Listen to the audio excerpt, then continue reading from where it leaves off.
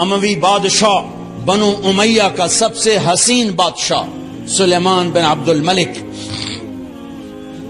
سب سے حسین، 42 سال کی عمر، جوانی،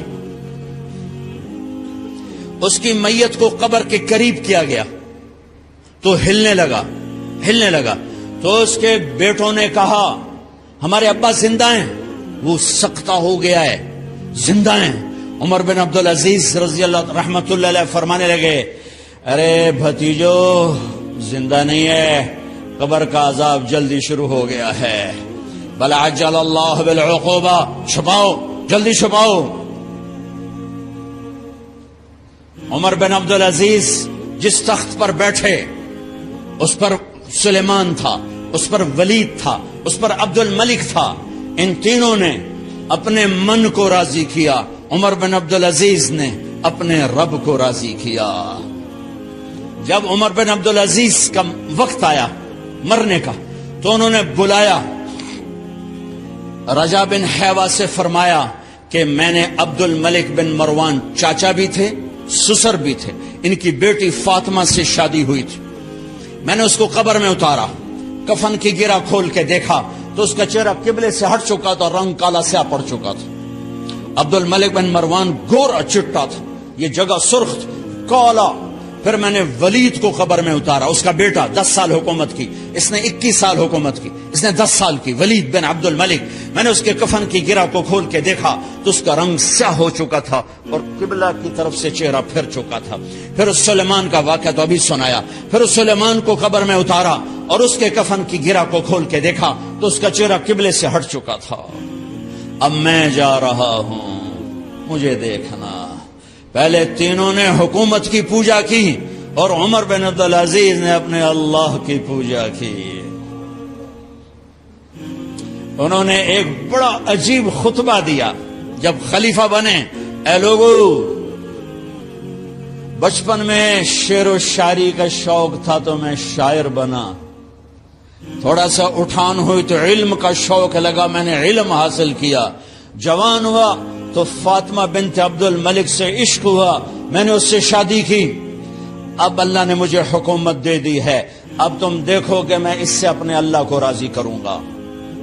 ہمارے حکمران تو ووٹ سے آتے ہیں اور چلے جاتے ہیں 4-5 سال کے بعد، ان کی وراثت میں حکومت آ رہی ہے اور 3 بر اعظم پر حکومت ہے، اور ایسا روب دبدبا ہے بنو امیہ کا، کوئی ان کے سامنے سر نہیں اٹھا سکتا، اور یہ بندہ 2 سال 2 مہینے 3 بر اعظم میں زکوٰۃ لینے والا کوئی نہ بچا، 3 بر اعظم میں سوال کرنے والا کوئی نہ بچا، 3 بر اعظم میں ظالم کوئی نہ بچا، 3 بر اعظم میں مظلوم کوئی نہ بچا۔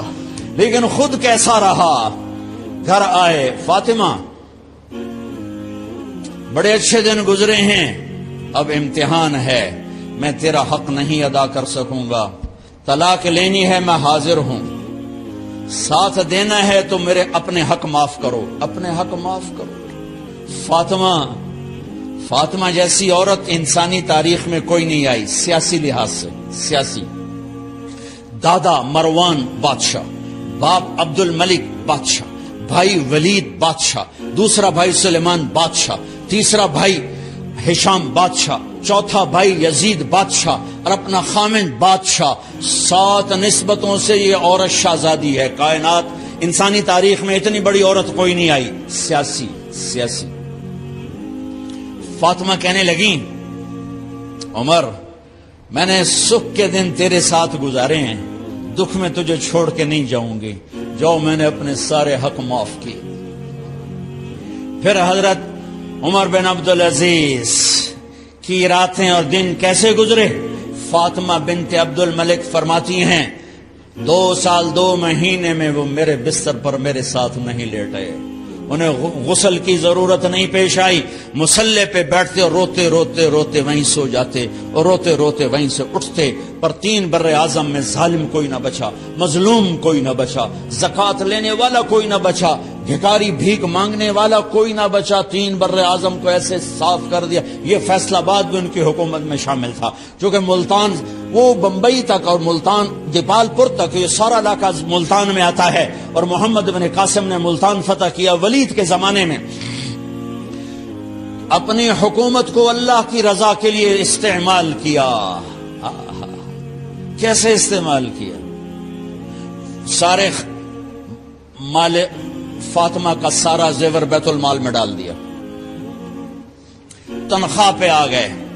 عید کا موقع آیا، بچوں نے ماں سے کہا، 12 بچے تھے، بچیاں 12 بچے بچیاں، ہمیں کپڑے لے کر دو، عید آ رہی ہے، ہر آدمی اپنے بچوں کے لیے کپڑے لے رہا ہے۔ ہمارے بچے بھی کہہ رہے ہیں کپڑے لیں، جاؤ بھائی لو۔ فاطمہ کے پاس عمر 3 بر اعظم کے بادشاہ کے بچے آ رہے ہیں، ماں جی عید آ رہی، کپڑے تو لے دیں، ابا سے کہیں کہ ابا سے بات کرتی ہوں۔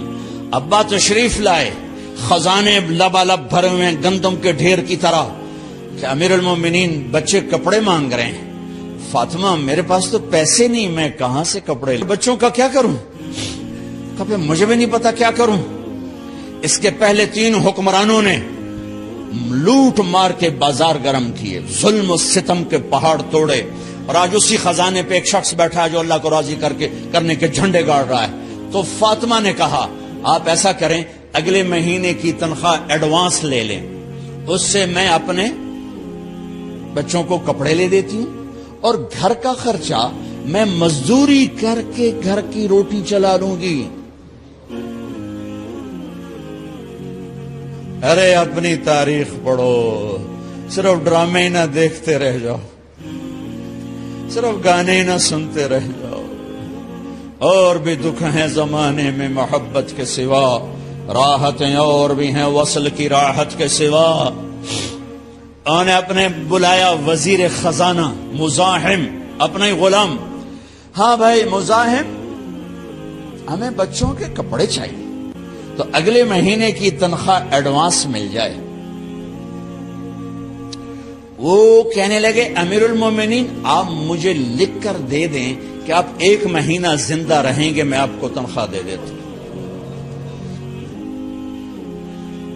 عمر بن عبدالعزیز سر جھکایا، اٹھے، گھر گئے، فاطمہ میرے بچوں سے کہہ دو کہ تمہارا باپ کپڑے لے کے نہیں دے سکتا۔ اپنی تاریخ تو دیکھو،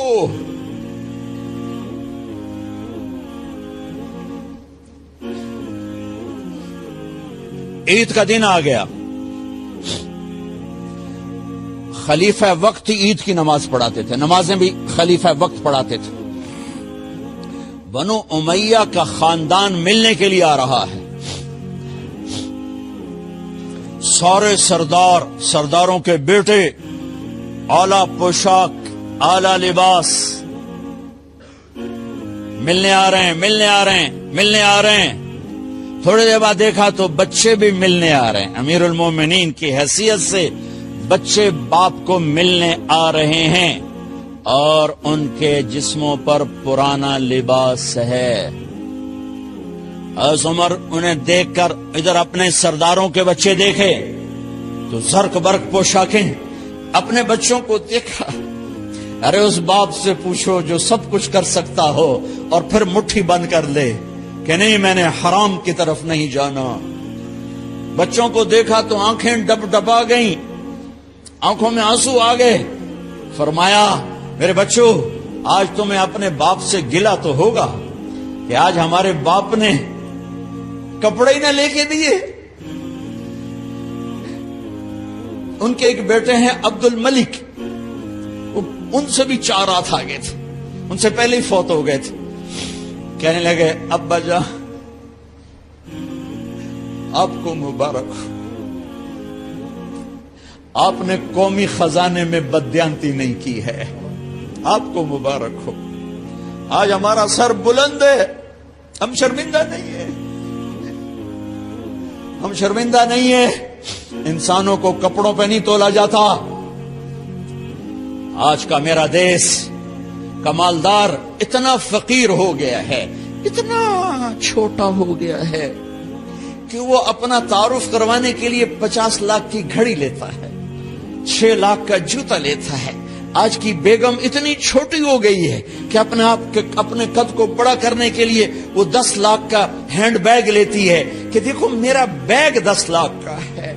अरे मेरी बहन,